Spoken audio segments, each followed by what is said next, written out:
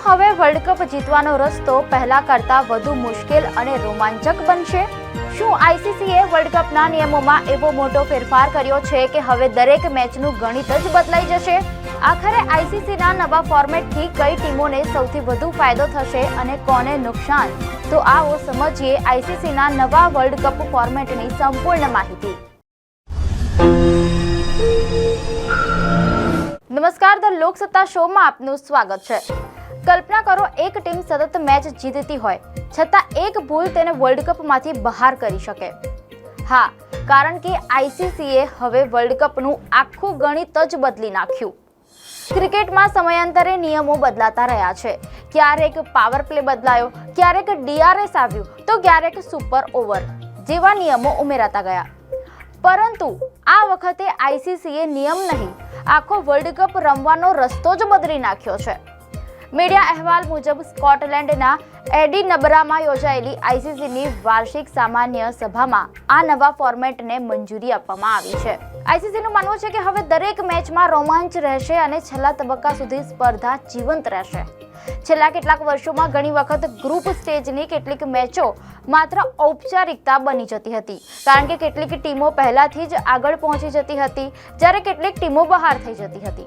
પરંતુ હવે આઈસીસી એવું ફોર્મેટ લાવી રહ્યું છે જેમાં શરૂઆતથી જ દરેક મેચનું મહત્વ રહેશે. એટલે કે દરેક જીત અને દરેક પોઈન્ટ ટીમો માટે નિર્ણાયક બની શકે છે.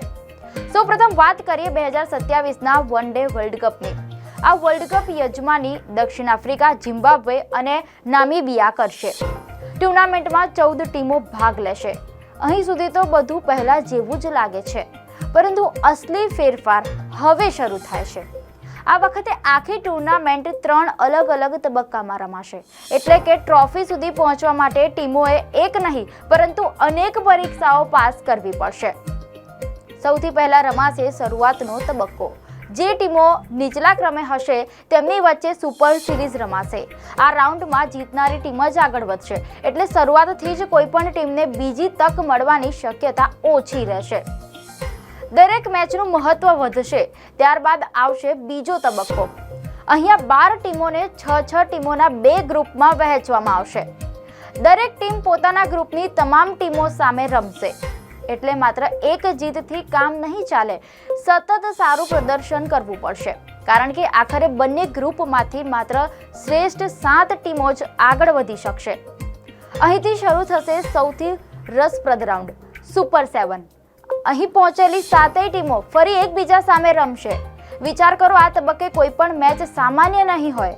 દરેક બોલ, દરેક વિકેટ, દરેક રન સીધો સેમીફાઇનલની ટિકિટ પર અસર કરશે. સુપર 7 પૂર્ણ થયા બાદ પોઈન્ટ ટેબલોમાં ટોચની 4 ટીમો સેમીફાઇનલમાં પહોંચશે. પ્રથમ નંબરની ટીમ ચોથા નંબરની ટીમ સામે રમશે, જ્યારે બીજા અને ત્રીજા નંબરની ટીમ વચ્ચે બીજી સેમીફાઇનલ રમાશે. એટલે કે ફાઇનલમાં પહોંચવા માટે છેલ્લી ઘડી સુધી સંઘર્ષ કરવો પડશે. એટલે કે હવે માત્ર મોટી ટીમ હોવાનો ફાયદો નહીં મળે. જો કોઈ ટીમ એકાદ મેચમાં પણ નબળું પ્રદર્શન કરશે તો તેનો સીધો ફટકો આગળના રાઉન્ડમાં પડી શકે છે.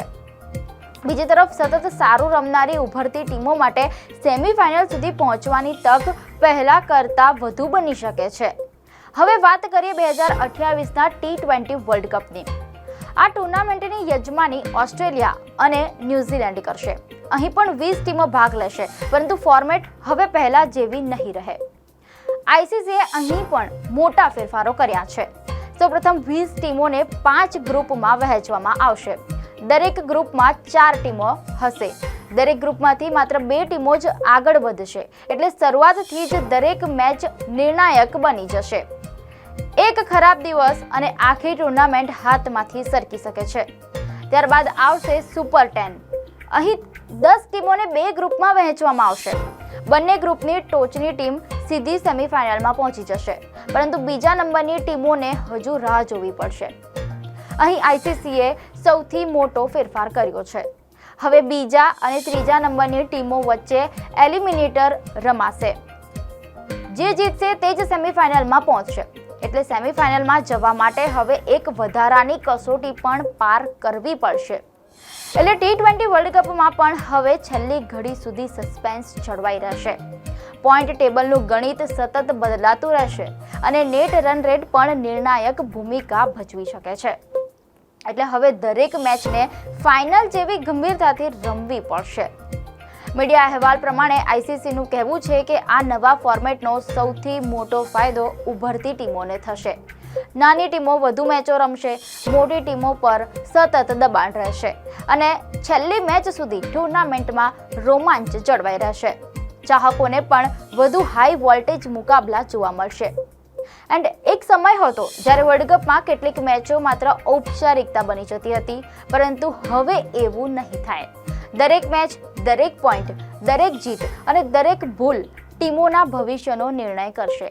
એટલે કહી શકાય કે આઈસીસીએ માત્ર વર્લ્ડ કપનો ફોર્મેટ બદલ્યો નથી, પરંતુ ક્રિકેટના સૌથી મોટા મહાકુંભનું આખું ગણિત જ બદલી નાખ્યું છે. એક સમય હતો જ્યારે વર્લ્ડ કપમાં માત્ર જીત મહત્વની હતી, પરંતુ હવે જીતની સાથે પોઈન્ટ, નેટ, રન રેટ અને દરેક મેચનું ગણિત પણ એટલું જ મહત્વનું બનશે. એટલે કે કહી શકાય કે આઈસીસીએ માત્ર નિયમો નહીં, પરંતુ વર્લ્ડ કપ રમવાની રીત જ બદલી નાખી છે. દર્શક મિત્રો, આપને માહિતી સારી લાગી હોય તો વિડીયોને લાઇક અને શેર કરજો, ચેનલને સબસ્ક્રાઇબ કરજો.